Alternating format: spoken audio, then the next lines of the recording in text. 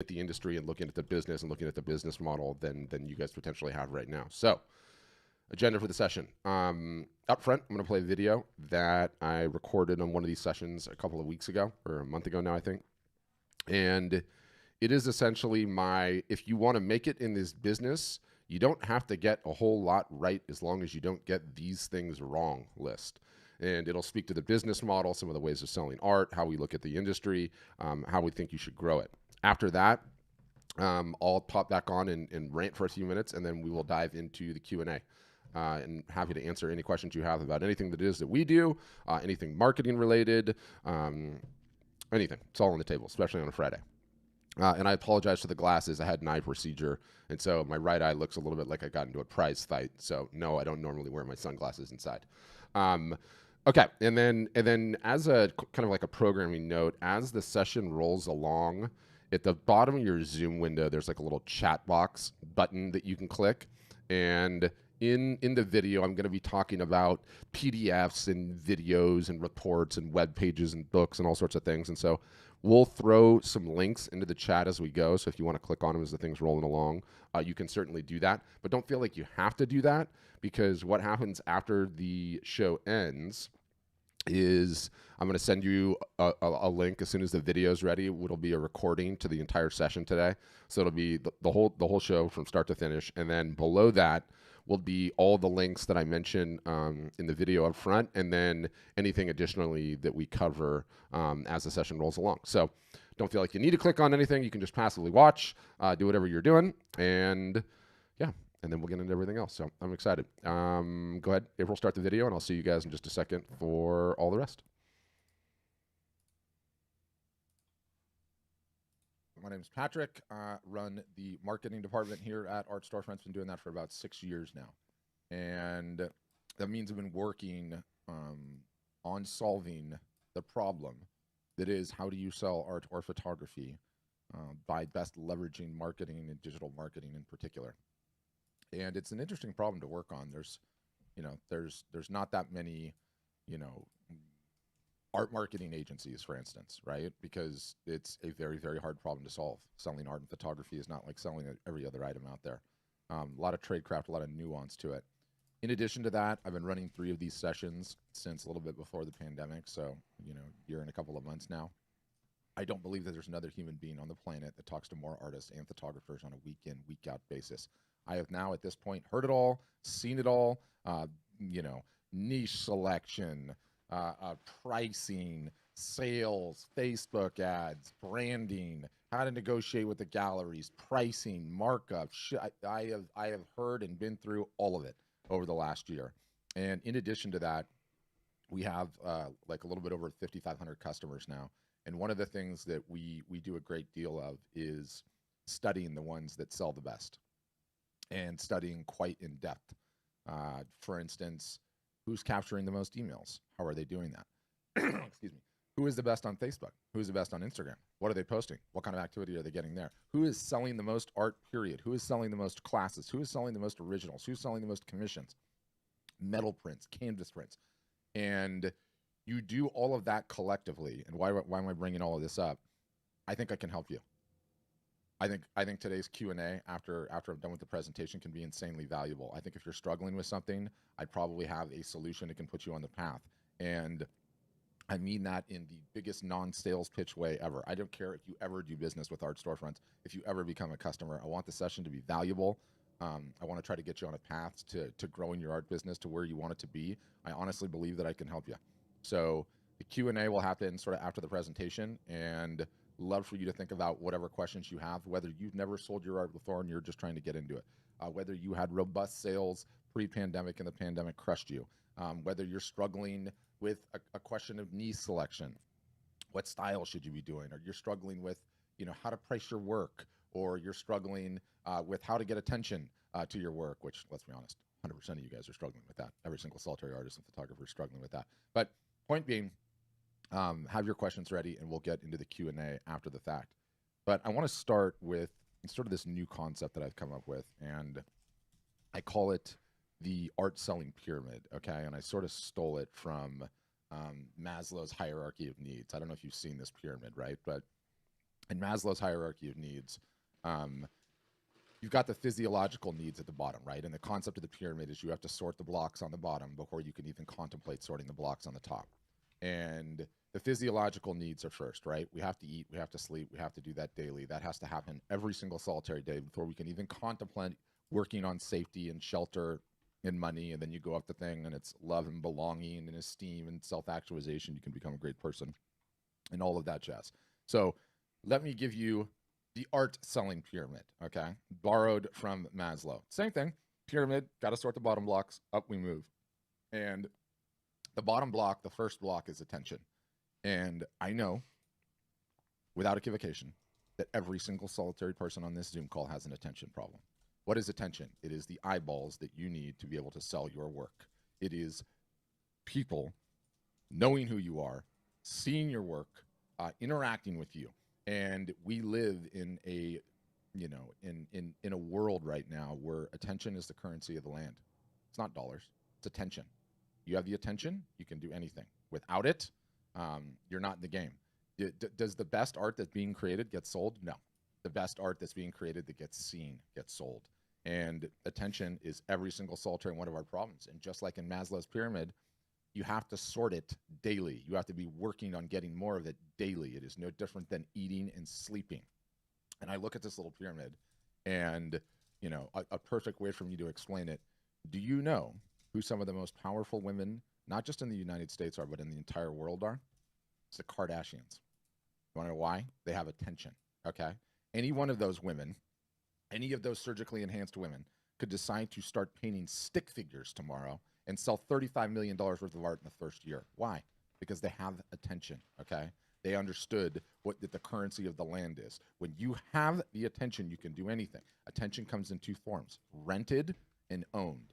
Rented are YouTube subscribers and Instagram fans and Facebook followers, any social media followers you have on any of those sites. Why is it rented? It's rented because you don't own it. They can change the rules at any time. Still very important, but it's rented. The other kind of attention, the owned attention, really email addresses, most importantly. Secondarily, snail mail. And for some people that do text message marketing, it's phone numbers. But you have to work on building your attention day in, day out. It is a quotidian job. And ultimately, it's the biggest problem that every single solitary one of you on here have. Some of you think you have a website problem. Some of you think you have a pricing problem. Some of you think you have a problem negotiating with galleries. You can't even have any of those problems until you solve the attention problem. The attention problem is the whole ball game. And when you understand it, you start getting intentional. You start working at it. It is no different than eating and sleeping. What did you do to acquire more attention for your work today? If you're not working on that, then you can't even have any of the other problems. Next block, okay, after we solve the attention situation, we're working on it. It's a constant battle. It never ends. The outside of this block is number 1 and 2 here, and then I'm going to get into the block. Number 1 is the business model, okay? I believe that an artist or a photographer, if they want to build a successful business, has to understand the business model. The business model is selling direct, by which I mean you, the artist, the photographer, selling directly to your end customer. You retain the data on your end customer such that you are able to market to that customer in perpetuity. Many people, the way that the industry worked traditionally forever, it was people that did not retain this information. They sold through galleries, or maybe they did the show in their circuit, but they weren't the best at keeping up with these people and marketing to them in perpetuity. I got this book that I cite all the time, and it's by Weiland. Weiland is the whale guy, okay? And don't worry, I'm going to send you links to this. But he wrote this book. He sells it directly on his website. He's depending on who you talk to, he's the #1 selling artist in the entire United States, probably even the world, to be honest with you, because of his business model and what he's done. And he talks in that book about this concept called a collector list, okay? And for Weiland, a collector list are buyers of his art that sell or that buy in upwards of 7+ pieces over the course of a lifetime. And he treats this collector list like VIP. His collectors might as well be staying in the Four Seasons. He reaches out. He gives them special access to things. He likes their social media posts, and he continues to build that list, okay? And fundamentally, it is one of the single solitary most important things any art or photography business can have. collectors surface, you market to them in perpetuity, your prices continue to go up, they go along for the ride. Some of these people will buy in upwards of 20 and 30 and 40 pieces throughout the course of your life. And if you are not building that list, it's sort of like you're working a job and you're not putting any money away in a retirement account. It's almost like a 401k that just pays every single solitary year. And I can go into some detailed examples, but the goal is you come out with a new series. You have a show, right? Whether it's a photographic series or it's the series that you painted. You'll start out, and your collector list will maybe buy 2% of the show or 5% of the show, and your goal is just to build that list such that the percentage of the work that they buy goes up and up and up. And I've seen customers that I've worked with recently where 40 to 50% of the show is bought before anyone even sees it by their collectors, just gone. So you created 20 pieces, 10 are gone instantaneously because you have been cultivating a collector list, because you understand the business model, okay? And it is, I mean, we're going to get into it, but it is so fundamental.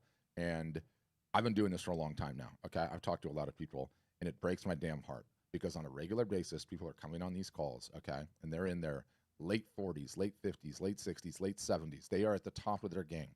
They have honed their craft to the greatest it's ever going to be. And guess what?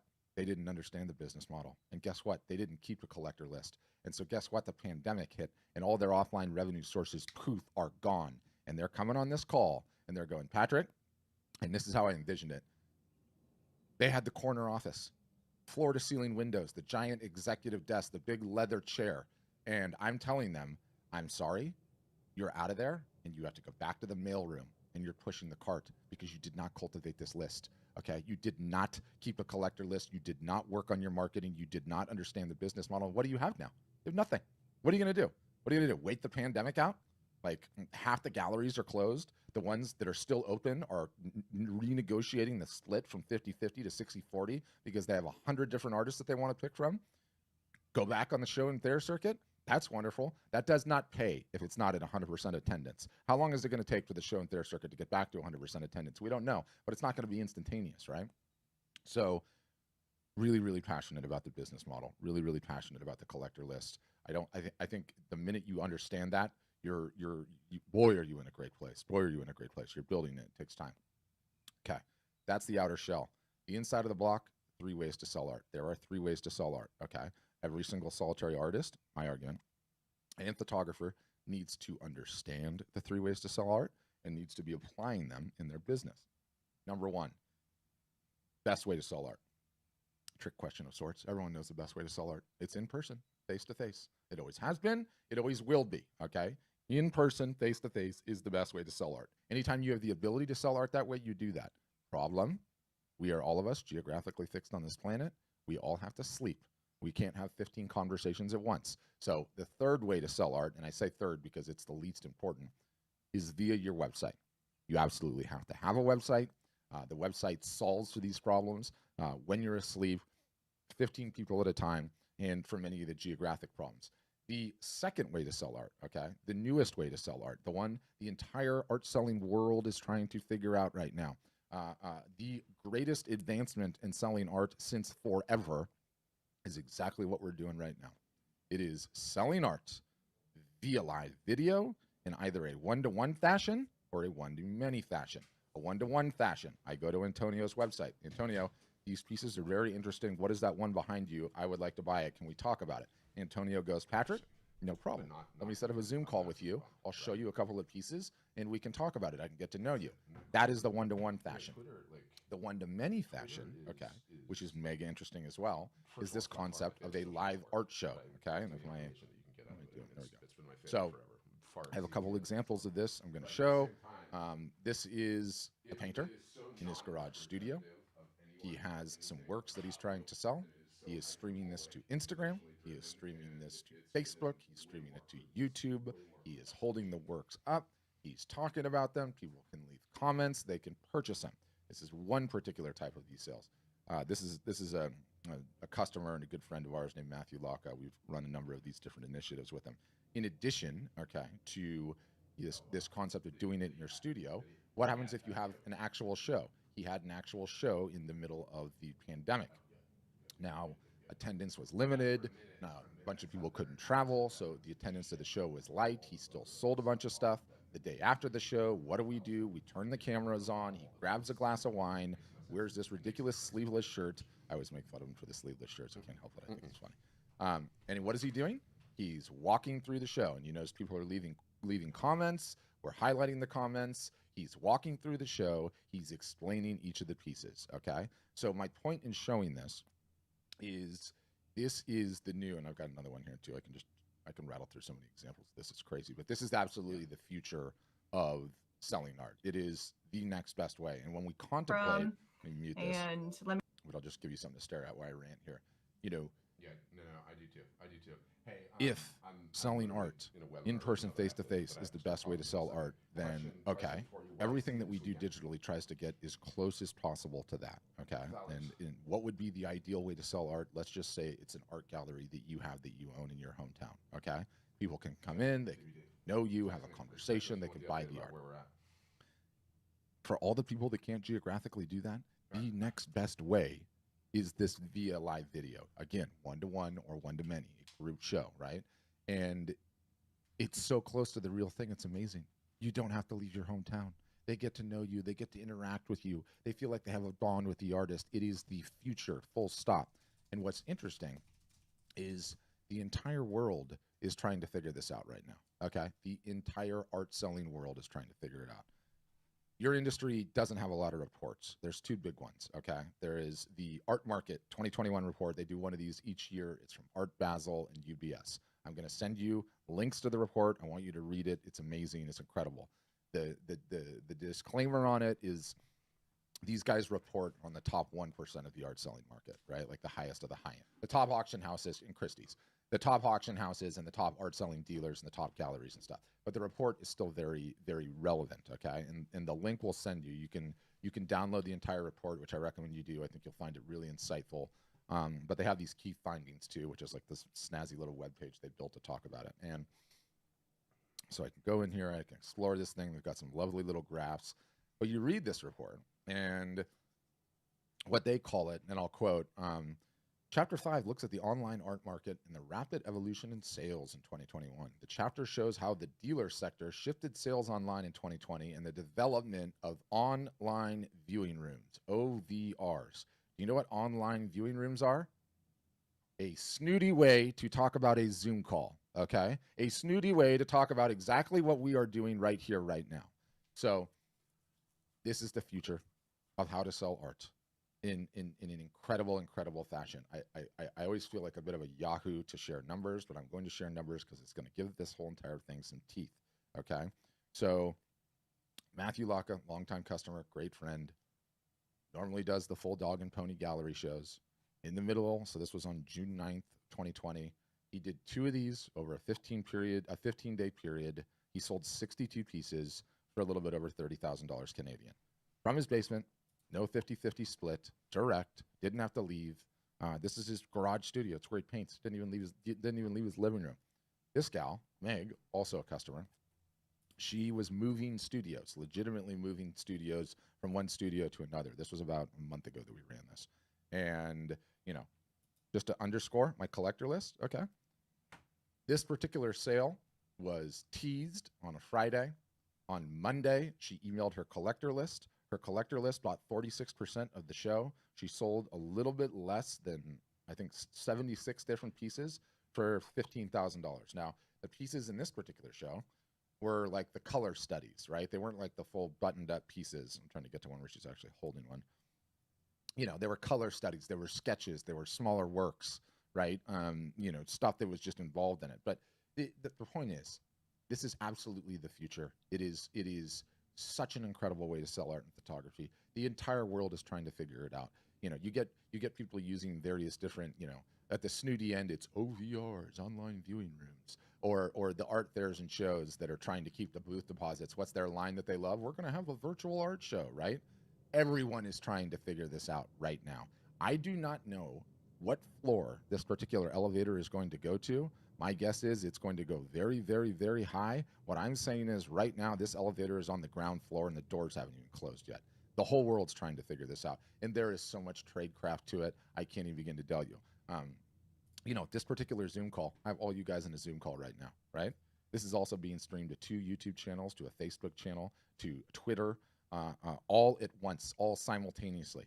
Everyone is trying to figure this out, and it is the most effective way to sell art, period. And so step 1 is becoming aware of it. Step 2 is starting to practice it and put it into practice. And I guarantee there's probably not a single solitary person on this call that is doing it. And people ask, what is it that you do at Art Storefronts? We teach our customers how to sell art and photography in the most advanced ways possible. And because I don't care, 90%, I tell people these things, 90% of the people will never, ever even do it. So I don't even care to give away the tradecraft. I'll give away the tradecraft right now. So my sleeveless associate here, Matthew, is using wireless Apple AirPods connected to his iPhone, which has this stream going out live on Instagram. We are leveraging software that is streaming it, that's putting in this little title here, right? And his logo and the banner at the bottom to inquire, and it's pulling the comments in. So cell phone, earpods connected to Instagram on the phone, laptop, computer, Facebook, personal Facebook, YouTube account, all of that goes down all at once simultaneously. And you can see there's numbers here. If the number 2 thing goes away, he's even got little numbers here. Why? Because the people on Instagram can't see the graphics that we have on the screen. And so they need to know, okay, was that number 2 or number 3? You can't really see it, but it's like right behind here. There's like a little thing. Yeah, there it is. See, number 5. And we're on number 5. So everyone knows. There's a million little things like that. What is the best combination of the technology? How do you announce it? What do you do during the course? And don't worry, I'm going to send you guys, I'm going to send you these shows after the fact so you can watch them and pick up what you like. But this is absolutely the future, you guys, and it is completely changing the game. And you don't need to leave your house, and there are no booth fees, and there's no loading up the car and driving somewhere and staying in some crappy hotel and eating crappy food and then hoping you're going to see an ROI. There is no limit to the amount that you can run. It is the most beneficial use, highest ROI use of an artist or a photographer's time I could even imagine right now. It's not even close. And again, whole world's trying to figure it out. So those are the 3 ways to sell art. I got to get back to my pyramid. You have to be running all 3, and you have to be doing all 3 consistently all year long. So we start by constantly gathering attention. We start by recognizing the business model, collector list, as well as the 3 ways to sell art. Then we get to the top of the pyramid, which is everything else. What do I mean everything else? You have a brick and mortar gallery that's working out for you, that's bringing in revenue to your business. Fantastic. We love revenue. I have never met a revenue source I don't like. Keep it going. But it's in addition, okay, not in lieu of working on attention, not in lieu of working on the 3 ways to sell art and building your own collector list. What if it's an online gallery? Maybe it's Saatchi or Fine Art America or Redbubble or Etsy or any of the others. Is it bringing in revenue? Fantastic. I've never met a revenue source I don't like, but it's in addition to everything else, okay? It's in addition to getting your own attention. It's in addition to the 3 ways of selling art. So too, if you're doing the show and Thayer circuit, we love the show and Thayer circuit. It's fantastic. I can't wait for it to come back. It is a great way to build attention, but it's in addition to those 2. You understand this pyramid, okay? You start working on this pyramid, and you are going to be on the path towards building a successful art or photography business. You don't, and you don't control the rules. You do not control the stakes. You can have the rug ripped out from underneath you at any point in time, which I've seen again and again and again on these calls. And one of the things that no one talks about, okay, and does not get mentioned enough. 3 of these a week for a year and a half, okay? That's not hyperbole. That many of them. Every single solitary week, there are people in their 60s, 70s, 80s, and I would say once every 2 weeks, somebody in their 90s comes in on these calls asking questions. And so why do I bring that up? Understand the perspective of how long you guys are going to be artists and photographers selling your art or photography, okay? You guys don't go through midlife crises. Doesn't happen to creatives. You don't decide all of a sudden you're going to stop being a painter and you're going to go rent jet skis in Florida for the summer, and that's going to be your job, okay? So when you have the perspective figured out that you are going to be working at this for the rest of your life, into your 90s in many cases, it underscores how important it is to understand this pyramid.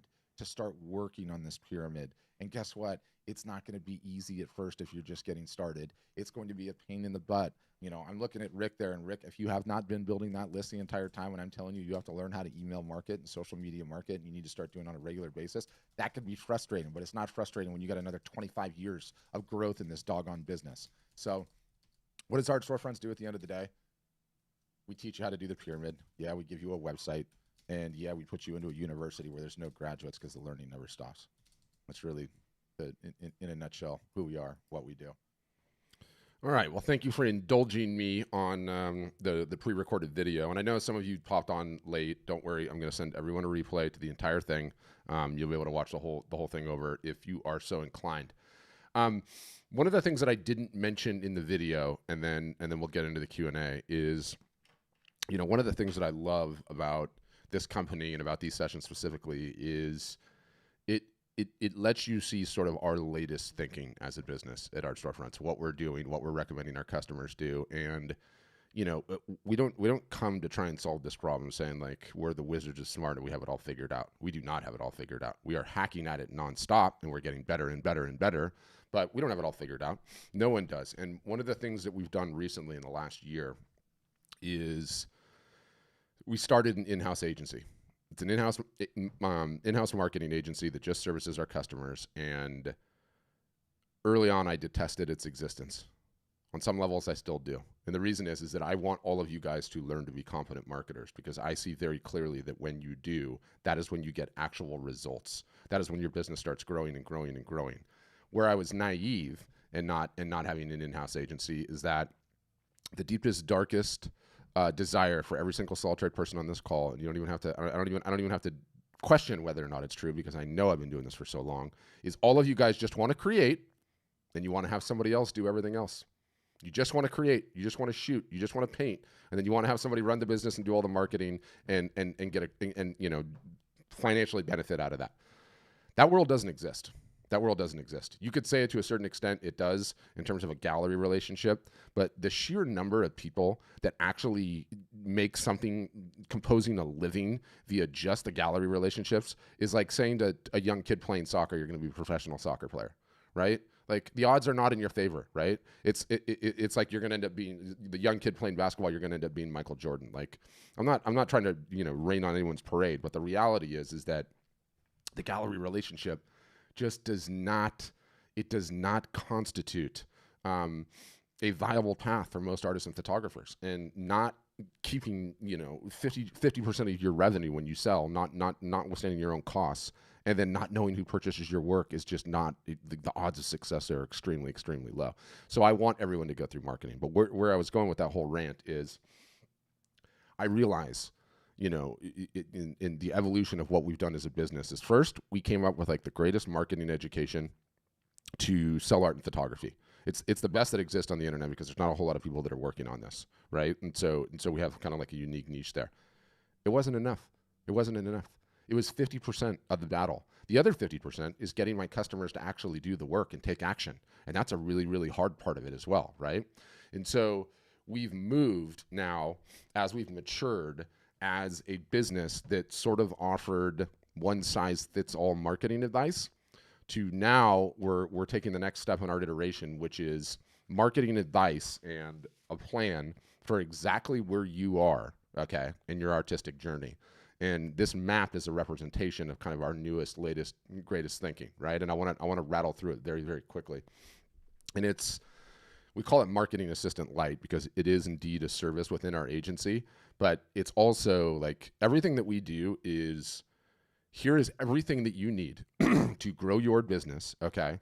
To grow your business in a DIY fashion. Like you're going to do all of the work. And then the agency has everything from one-off services that you can grab all the way to a fully managed service that does just about everything for you, right?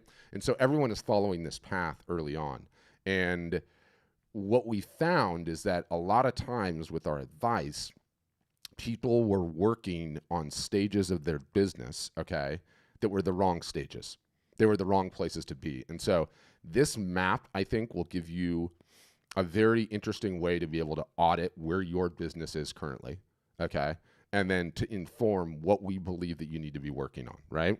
And so we put all of our customers through this path. And I should also say that, yes, we put all of our new customers through this path, but we also put all of our existing customers through this path, because as you'll see in a little bit, it just represents that type of way to audit yourself.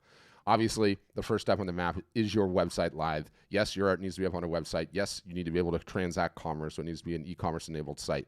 So if the website's not live, part of our service is helping them get live, right? And so we get the website live. The next is, does your website meet best practices, okay? And these are some best practices we've distilled from some of our customers that are absolutely the most successful. On your website, you need prices under $100. On your website, you need prices from $100 to $1,000. On your website, you need price points above $1,000. That is just a general e-commerce rule of thumb that will make you more sophisticated and successful as an artist, full stop. Now, there's some artists that are like, I sell my originals for $12,000, so I already have that covered. Well, then you know what?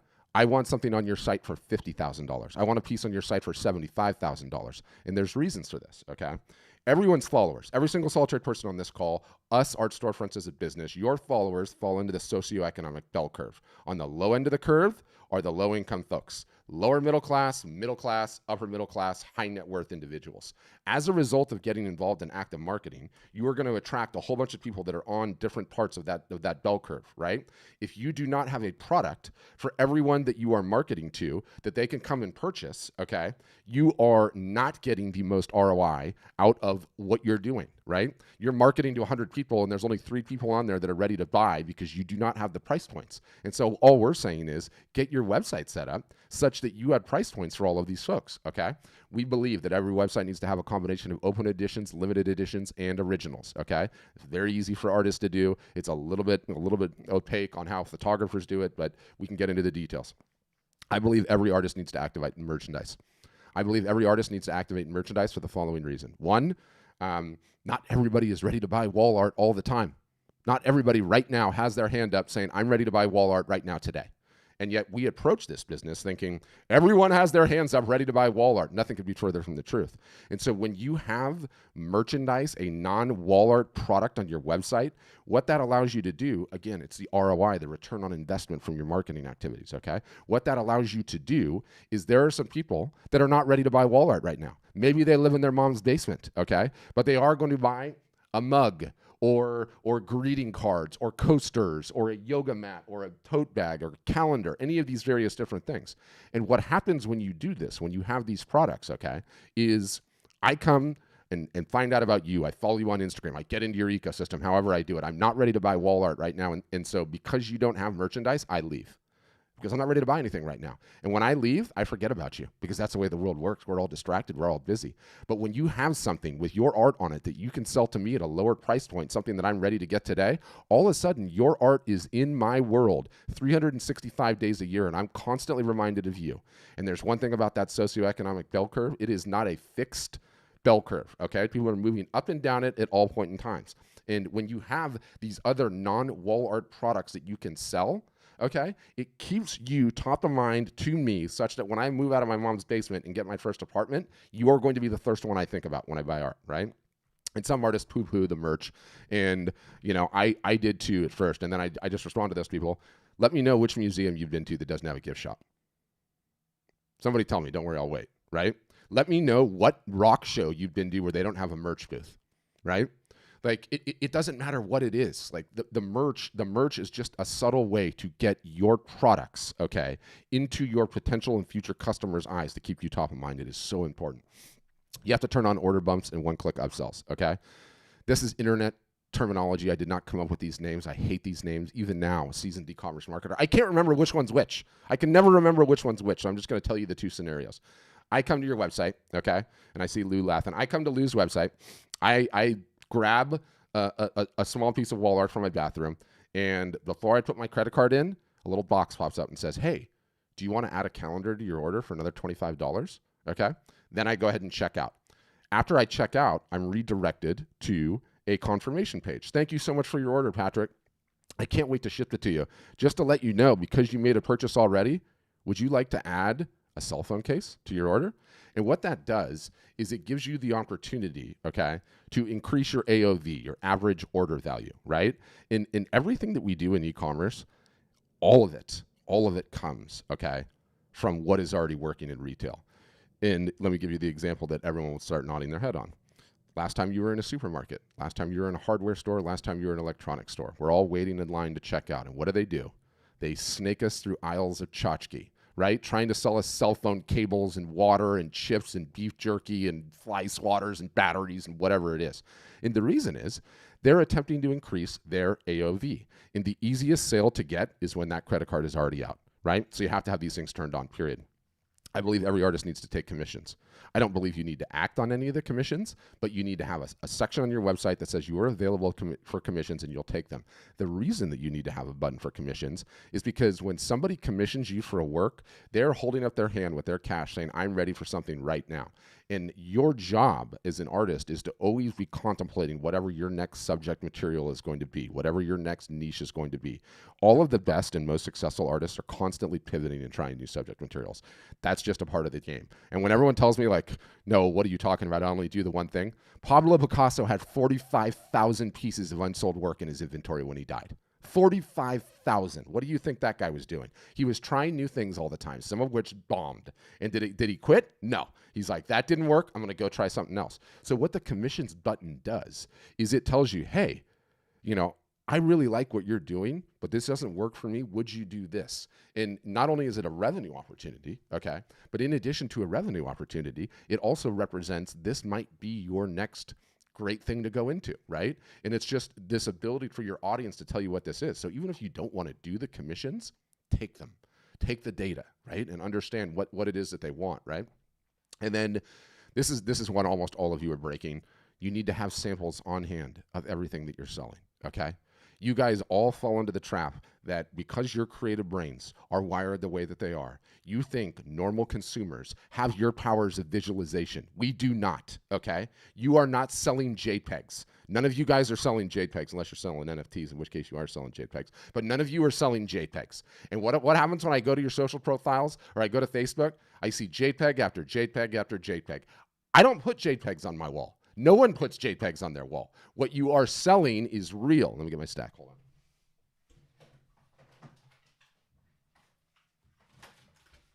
I believe everyone needs to have the 5 main media types. Do you see how small this stack is? This whole entire stack cost me $170.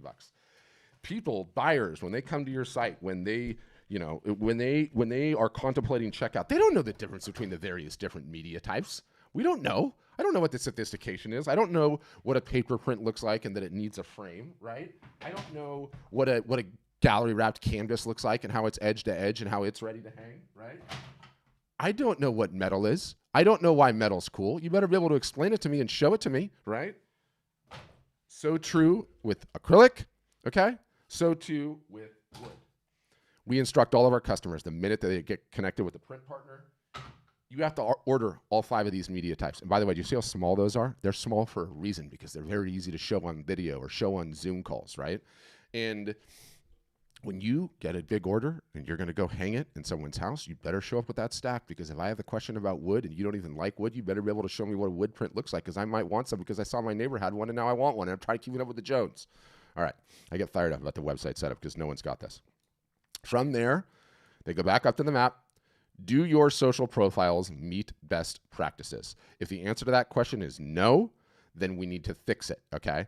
And look, you guys are artists and photographers. The most important profiles for art and photography are Instagram and Facebook. That's not changing. If you look at any of the high-level reports, by which I mean the Hiscox Group report and also the Art Market report, that one I talked about earlier, they survey year after year after year all the high-net-worth collectors. And year after year after year, they have a little graph about how important either Facebook or Instagram was in the buying decision of these folks, and it's extremely important, okay? These platforms are just important. And I would go as far to say, like, you know, when you see somebody or you hear a name or your friends, like, talking who they work, you know, where they work, and you're like, hey, this is a bigwig. What do? You go on LinkedIn, you check them out, and you see whether or not they're full of it, right? LinkedIn is the credit check. And you know, when you see a product and you're like, that product kind of looks cool, I'm going to go on Amazon. What do? You go on Amazon, you read reviews. Amazon is the credit check, okay? So if I get into your ecosystem as an artist, I am inevitably likely going to look at Facebook or Instagram. If those profiles are not up to snuff, I'm not going to take you seriously. You're going to lose sales. If there's not regular posts on there and the right posting balance, you're going to struggle to get as many sales over the line as you can, right? If there's no followers, I'm going to be like, this artist isn't going anywhere. Why do I even need to worry about it? Okay. So all of that needs to get done. So we teach our customers to do that. The agency will do it for you if you're so inclined. Next, we get into, and these words, by the way, in this whole plan is really, it's really like a business plan to starting an art of photography business. And it's not new. None of this is new. This is like Silicon Valley startup jargon that so many businesses have used to grow huge, and we're stealing their terms. Minimum viable traction, okay? We ask all of our customers, how much have you sold in the last 5 years? And how much have you sold in the last year, okay? We say if you sold $1,000 worth of art in the last year, your art is likely validated, meaning you know you have a product the market wants, okay? If you have a product that the market wants, you have a marketing problem at that point, because all you need is more eyeballs to it, and your sales are going to continue to go up and up and up. And so if you've got MVT already, boom, we move you right into our marketing calendar, okay? And we have a 365-day-a-year calendar that tells you what to do all year long. If you don't, the next thing that we go down and we say, do you have an MVA, a minimum viable audience, i.e., do you have between your social and your email list enough people such that you're going to be able to sell $1,000 in art, right? And so if you don't, then we run you into a lead generation playbook, okay, that teaches you all these various different things to grow your social and to grow your email list. If you've got that audience, we instantaneously go into a rapid day, 30-day rapid test, we call it, in which you're selling a whole bunch of different stuff. And it's not all wall art. Some of it's merch. So various different sales techniques and tactics in here to try to determine whether or not you have a product that is actually going to sell, okay? And it's critically important. And what's interesting about MVT is that we have these baseline numbers on here that are small because it has to have numbers. There's no numbers that we could ever put on here that are perfect. I've got customers, okay, that sell $20,000 a year. They sell $20,000 worth of art a year. But guess what? They don't want to sell $20,000 worth of art a year. They want to sell $100,000 worth of art a year. So they don't have minimum viable traction. They don't have minimum viable traction in their business because the revenue is not mapping to their expectations and their goals. So guess what? They've got to come in here and do a rapid test. If the rapid test doesn't work, then it's time to pivot to some new subject material, okay?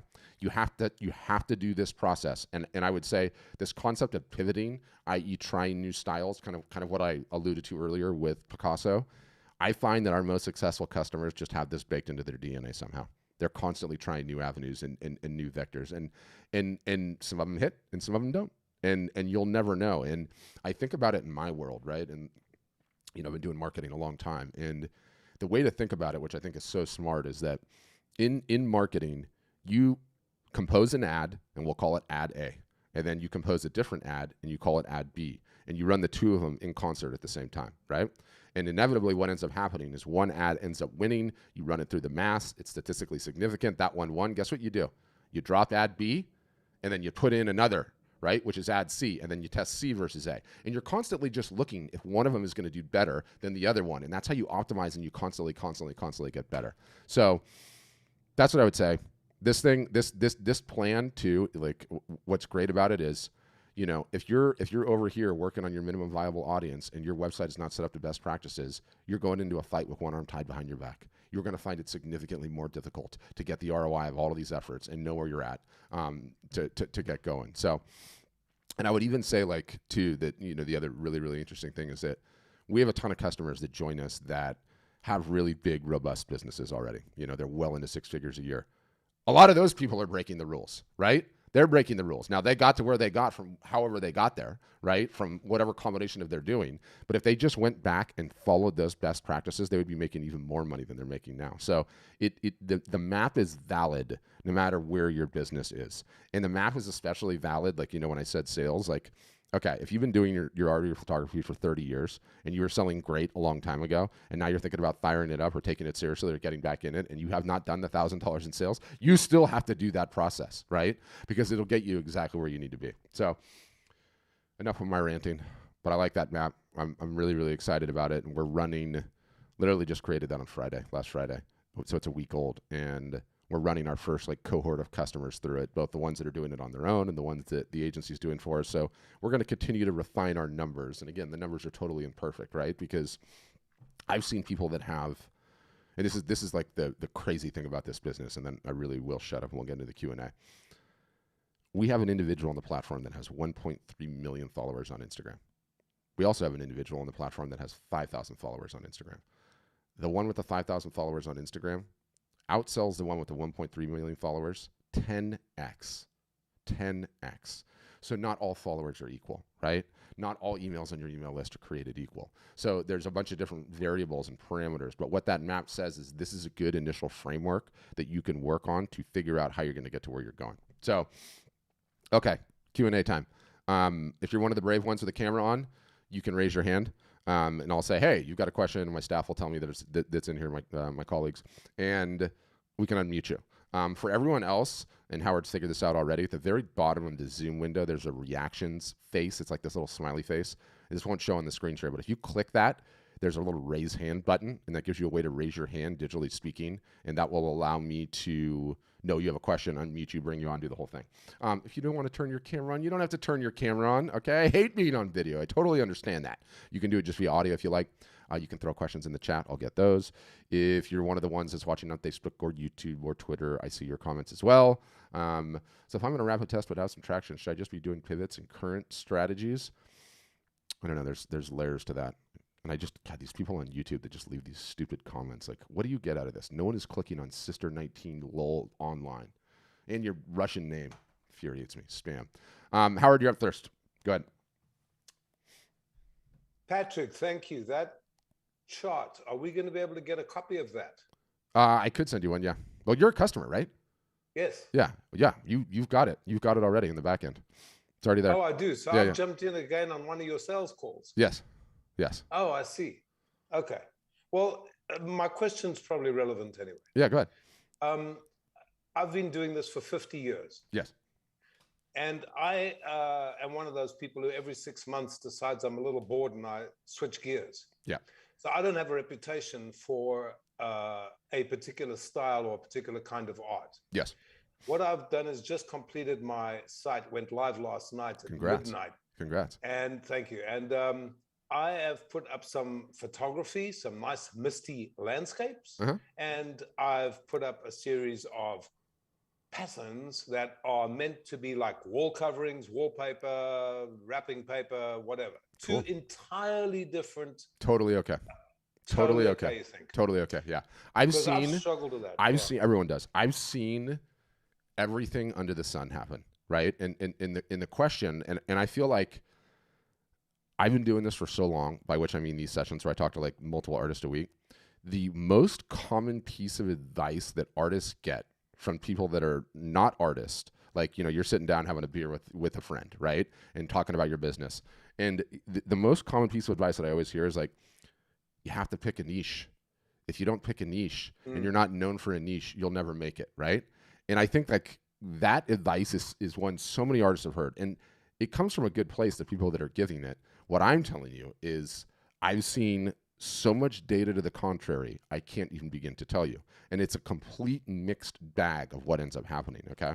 So you launch with best intentions. You put all of that stuff up. You start marketing, and you attempt to sell it. And I've seen everything under the sun happen. I've seen Pareto's law emerge. Pareto's law is called the 80-20 law. And so I've seen people that launch with those two different styles, and yours, the landscapes, and the wallpaper ones. And after a year of marketing and sales, we look at the sales, and I go, Howard, 80% of your income's coming from 20% of your images. The world is telling you this is your niche. Drop that other crap and go all in on this, right? But I've seen the other side too, where everything just sells. Everything just sells in a little bit. And what I've come to learn is like the artist is a part of the brand as much as the work is a part of the brand. They're both sort of baked into the brand and the niche, right? And like we have a ton of customers that like people just really appreciate who they are and their creativity, and they'll buy just about anything that they create, right? And you'll never know the answer to that question until you attempt to sell enough of it, right? So like, going back to the map just quickly, and this is like a great exercise, and we'll just do it in live time. How much art have you sold in the last calendar year? It can be online, offline, in total, everything. Oh, is that a question? Yes. $25,000. $25,000. So you have minimum viable traction for sure, right? So No, you do. It was graphic design. It was it wasn't the art that I'm selling on art storefronts. Okay, well, why aren't we selling that then? Because that's branding. It's logos. So it's all logos. Okay, yeah. So it's not your Yeah. fine art. So you haven't sold. So okay. So you're right at the beginning of the map then, like, right? Like Exactly. your website's Exactly. live. Now we have to get this part dialed, right? We have to get these price points in here. We have to get the combination of these three. We have to activate the merch. We have to turn on the one-click upsells and the order bumps. We have to put the commissions tab on. You have to get your samples on hand, and then we're going to look at your social profiles. And are they dressed up? Are they dialed? Do they look good? If not, we're gonna help you get there and work on that. Then we have to look at your audience. Do you have enough emails? Do you have enough on the socials to start selling? Then we get into selling, and we'll find out. Got it. Looking forward to it. Okay, wonderful. Okay. Thanks a ton, man. Yep, a pleasure. I'll see you on the inside. Okay, Susan, you're up next. Go ahead, Susan. Okay, can you hear me? I surely can. Yeah, I have a few questions, and some of them are probably not. So the first one's kind of, I think I know the answer, but does it cost me extra? Like if I put a price on a picture, does it cost extra for you guys to print it and mail it, or is that all included in that price? Yeah, all included. So what happens is, and this is you guys, this is such a thank God situation. Thank God that art and photography, wall art, has not gotten Amazonified. Okay. And what do I mean by Amazonified? Where the expectation is that everything ships for free. Thank God, because it just makes our lives so much easier, right? So the way that it works is you sign up and you integrate with one of our print partners. We've got Bay Photo on the West Coast. We've got Graphic Dimensions on the East Coast. These are both huge, reputable printers. And you get wholesale pricing from those folks, right? So we have special negotiated pricing. And the way the pricing works is like on some items, you get the same pricing if you just went to their website as a normal consumer. But on a lot of the other ones, you get cheaper pricing because we have, collective combined buying power. Then you know what your wholesale price is, right? And so we recommend a 250% markup. So you mark that price up 250%. Adjustments are made here or there. And that's what goes on your website. So the order comes in. You get everything above what you owe in the wholesale. The order gets sent to the printer. The printer boxes it, ships it, slaps the logo on it. It goes to the customer. The customer gets shipping added in. They pay for it. Done. So you don't pay anything extra at all. It's just the wholesale price. Oh, okay. I have a few questions. Sorry, Go. but No. Go. That's what it's here for. I live real close to Bay Photo. Okay. And I have lots of different options. Now, am I going to get the same options to sell to people on your website like I do? A lot of metallic prints with a 3/4 inch standout mount. Mm-hmm. Am I going to have that option on your website? Yes. For people? Yes, I believe so. You would have to go through on like a case by case basis to make sure, because I don't know every single salt tray option because there's hundreds of thousands of them. But yes, how would I should see those options before I join your website? So you would, when you get a demo, the outreach team will be able to walk you through, and you can say, hey, here's what I do. Does this work? Do you have this on the list? And they'll be able to. I did a demo, but at that time I didn't have that question, so I might need another demo maybe. And then now if I did a limited edition, they could still print it and then send it to me, and then I would sign it exactly and send it, and then I mail it out from there. Exactly. But okay. we advocate in that situation. It's a great question, right? Not everybody cares about a signature. Everyone thinks everyone cares about a signature. In my experience, it's not the truth. What really people want is the price point to their budget, right? So when it comes to limited editions, that gives you some flexibility. You can choose to do the digital signature, right? Where, it's in the image itself and it just comes out that way. But if you don't, and you want to do the hand signed, you charge more for it. And the reason for charging more for it is you want to cover the additional shipping that you have to do after you hand sign it, right? So we think that's probably the best use case advice. But some cases, like, you could also solve it the other way, which is like, okay, I think I'm going to sell my limited editions for $1,200 a piece. And I'll be like, okay, Susan, if you don't want to charge extra for them, let's, instead of selling them for $1,200, let's sell them for $1,350. You're going to make an additional $150 per limited edition. And on some of those, you're going to take a bath. And on some of those, you're going to be super profitable, i.e. if you have to ship to New York, right? Or you have to ship to Europe, or, if you have to ship to Southern California, right? You'll find that those mass end up balancing out, and you might even come ahead.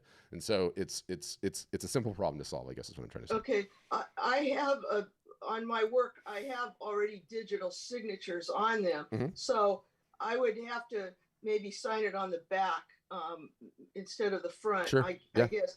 And I always I always include a certificate of authenticity too. Good. But I also sell those prints at different sizes that aren't limited editions. Is that okay? Yeah. I mean, 100%. Yes. That's okay. the whole ball game. Like, we strongly advocate, like you see, like combination of open editions, the prints, limited editions, and originals, right? Yeah. And also, it says that you guys have a return policy. How does that work? Because I've even had to take. Oh, it's phenomenal. The return policy is so phenomenal. And this is sort of the dirty little secret that nobody likes to talk about. But when you are a business the size of Bay or Graphic Dimension, I mean, these companies are doing like, $30 or $40 million a year of printing. When something goes wrong, it is cheaper for them just to print another one and ship it. They don't even care. Don't send me back the other one. No return tracking. No, none of that, because they don't even want it back. They don't care. It costs more money for them to get it back in transit than it does just printing another one and sending it. So they take care of it. They take care of it like completely. It's awesome. But like the last time I had something printed at Bay Photo, it was too dark. And so I could tell them you need to brighten it by like 10%. But I'm not going to know what it looks like when it's shipped to somebody else. You know what I mean? Yeah. I mean, you can order a sample yourself and make sure you get the color right. If you don't, then you can adjust the file. But practically speaking, we don't have a lot of problems like that. Okay. And if I do join, do I sign a contract with you guys? How does that work? No, not at all. Not at all. Like, there's various different packages, and you'll sign up and you'll get whatever package you end up getting. Right. Right. And that's great. But like we're the artist owns everything with us, and the artist has all the power with us. Right. And that's like extremely important to us. And so, you could become disgruntled in 2 months and just say, this is not the place for me. I made a huge mistake. And we've let people off the hook like that all the time. Like, we're not trying, if you're not happy, we're not happy, right? It's never going to work. So you can stay on for life. You could stay on for a month. You could stay on for anything in between. And because you own everything, okay, you own the URL. You own the entire customer list. You have all the data. You leave with everything intact. You don't lose anything. But I don't have your website anymore. Nope. I wouldn't have that. But Nope. I'd have. Yep, you wouldn't have that, but you'd have everything else. Okay, now I currently have a website that I spent quite a bit of money on, and I showed that guy on that demo, but he acted like it's still better to just start new than trying to put, integrate your technology. Oh yeah, 100% it is. 100% it is. The website's not doing anything for you. It's not getting the job done. It's not. No, and it's hard. It's hard, right? Because it's like, you put so much time, energy, and effort to get that thing all dialed in and everywhere where it needs to be, and you're like, the last thing that you want to do is jettison it. But you have to ask yourself the critical business question, which is it growing my business? Is it helping me achieve what I want to achieve? Then what is the point of keeping it? And it's not. It's not. I know. Trust me. I know it's not. I hate to give it up. I kind of want to keep it too, and but I know it doesn't sell. It doesn't. I don't make any money from it. Yeah. But I hate to just give it up. And so you don't have to give it up. You can keep it, right? Like, well, if I want to keep it, can I put a link to, if I sign up with you guys, a link to my new website address on my old website? Is just a link to Yeah. You certainly could. I mean, I would not advocate that you do that. No, I know. Because like I always just say, like, look, in where it comes up, and let me just give it a little bit of teeth, right? So let me show you my buddy Tim here. Hold on, I'll just screen share this. Make sure I can see it. Yep, I can see it. Where it comes up all the time is in situations like this. Okay, so Tim's a wildlife photojournalist, and he's got all kinds of crazy stuff going on. Like, he does Planet Earth stuff and BBC stuff, and he's got a motion section and a stock archive section and all these various different things, right? And he has a massive commercial aspect to his business. And so he can't get rid of this website. He has to keep this website going. So what does he do? He's got a store tab. You click on the store tab, and boom, it throws you right to his art storefronts implementation, right? So you can do it that way. But I think what I'm hearing, right? Like, if I'm your business partner, I'm going to be like, the business the current website is not doing anything for you. The only reason that you would want to keep it is a hedge in case something at Art Storefronts didn't work out and you had to leave, right? But if it's not doing anything for your business, then I absolutely do not want you keeping it. I want you moving on to one that's going to actually help you generate sales. Yeah. This is probably my last question. I know you, and I won't exactly talk about your prices, but you have, like, I would probably be interested in the gold, the gold one, but you also have an additional big cost. And that I believe, and I believe that the guy said that's if we wanted you guys to do most of the advertising, but basically everything that in the gold is everything that you guys pretty much advertise that we're going to get. We're not going to have to pay that additional money unless we want you guys to do more of our advertising. Exactly. So that's all right. Yeah. Okay. Yeah, totally. I think that okay. I think you've answered my questions. So thank you very much. Yeah, my pleasure. Thanks, Susan. Okay, bye. Okay, Chris, you're up next. Go ahead, Chris. Hey, how's it going? Good. How you doing? Good. Yeah, I've been following you guys for a while. If I can stay on track, I plan to become a member in May. Awesome. And so in the meantime, I've just been kind of doing some prep work, listening where I can, doing what I can in the moment. And can you tell me when it comes to ordering samples? Yes. I definitely hear what you're saying about samples being important to be able to like show people this is what it looks like, this is what it feels like. Can you give me an idea of what the wholesale price is from the providers that are partnered with Art Storefronts? Like what I might pay for small samples like that? You said that stack was about 170. 170, yeah, 170, okay. and you can pretty much get that going directly to Bay Photo if you want to. Like it might cost you, like, you know, we've negotiated with Bay and with Graphic. And it's like on an item by item basis. Some of them we get cheaper than, you know, if you just went to their website. Some we don't. But my guess is because these are so small and the margins are so small, like if you order them through us versus just going to Bay on your own, and you know, you pay 170 with us, you pay 179 just going directly to Bay's site, right? Like it'll be tiny. And you know, you don't have to use the best canvas if you don't want to. You don't have to use the best metal if you don't want to, right? Because no one's going to see it in video when you're showing it. So, you know, you have some flexibility there too, right? I mean, ideally you want the exact media types that you're going to be selling, but you need to have the work. Are you a photographer?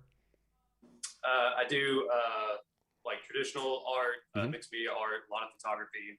I'm all over the place, kind of like our first guy there. If I go to your social profiles right now, are you going to be holding up a bunch of pieces on Instagram and actually showing me? Probably not as much as you'd like to see. Definitely not as much as I'd like to see. Get on it. Get on it. You can start doing that immediately between now and then. For sure. And again, it's like, you know, in one of the famous business books, and I'm blanking on the name of it, but it has this concept of like working in the business versus working on the business, right?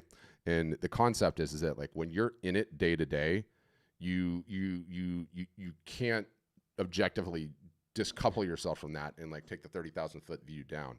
And you know, sometimes what I'll do as a marketing team, and myself, my colleagues as well, everybody that puts a demo in, we get the email address. You put the email address in this little thing, it tells you what the social sites are. So I'll go to their websites, I'll go to their social sites, and I'll look at everything.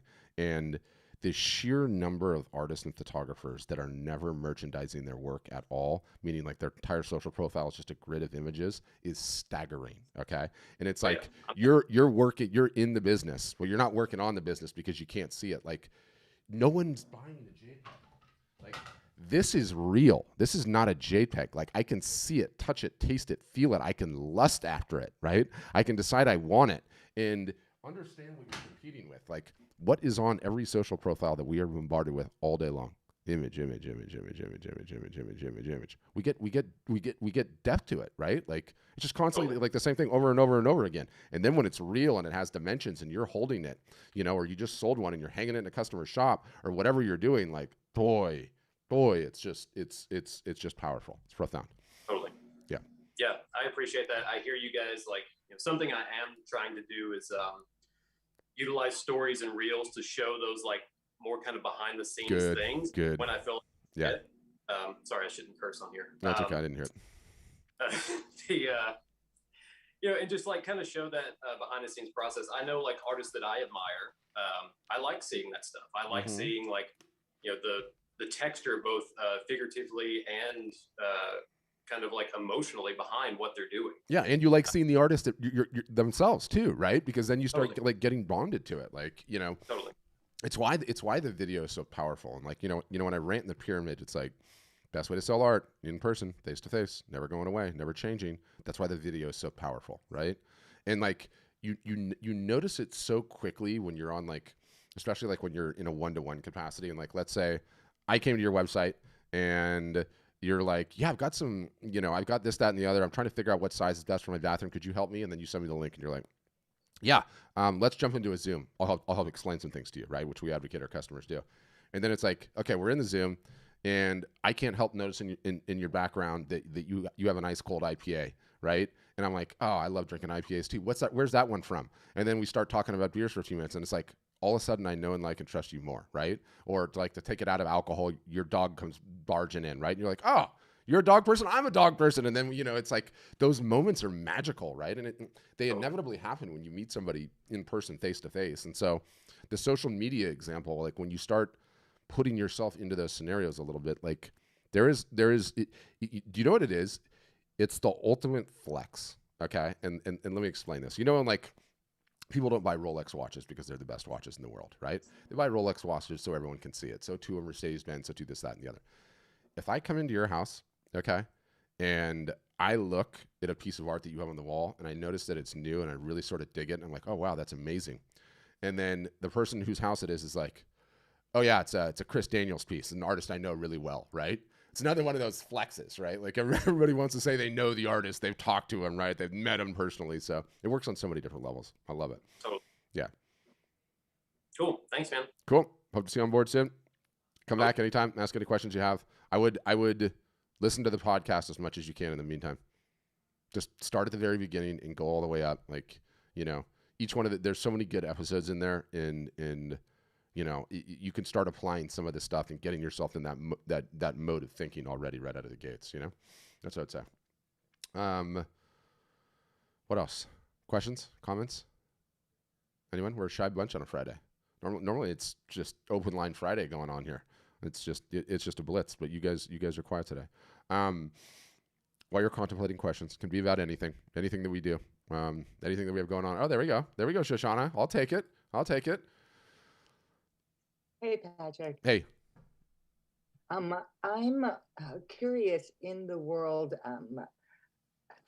We have very multifaceted. So outside of the world of fine arts and films, the world of AR and VR images, I really appreciated the question about holding the original website as opposed to migrating or just creating a new one.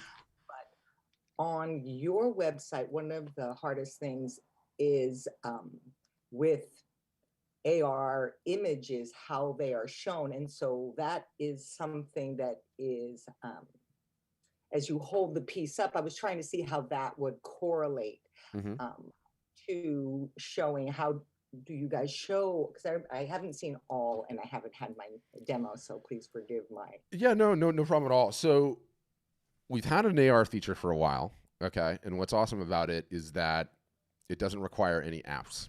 We built one that just works with a phone browser, right? And they'll show you in the demo. And what's cool about it is they go to your website, they press a button, it puts the image into AR. So augmented reality is what we're talking about here.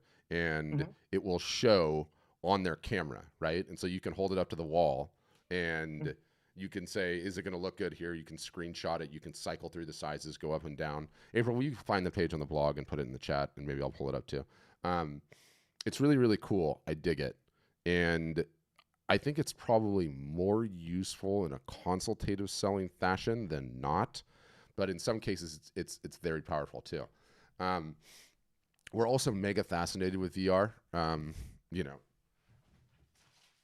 Yeah, and that's something I'm in there on a regular basis, like figuring it out, right? What? And also to what the future portends in just the metaverse at large, right? And what it looks like going into those galleries. And as of right now, we're not there yet. We're not there yet, right? And meaning like like VR, and that is the hardest thing. That, it's still such early days. It's still such early days, and people with technology, because we produce it, but can they see it, and how can they see it? So to be able to project somebody into your room, we can have the capacity to shoot that, but how can they have the capacity to see it? And so seeing where that is, and or as this growth is going to grow, it's pretty exciting. Yeah, it's super fascinating. Like one of the ones that we like looking at is there's a couple different services that are like this, right? And you can drive this thing kind of like you were playing a computer game, and you can sit here and look on the wall and look at the piece, right? But for everyday art buyers, people are just not doing this yet, right? No, that is not what I'm talking about at all, though. But yes, and that is very boring compared to holding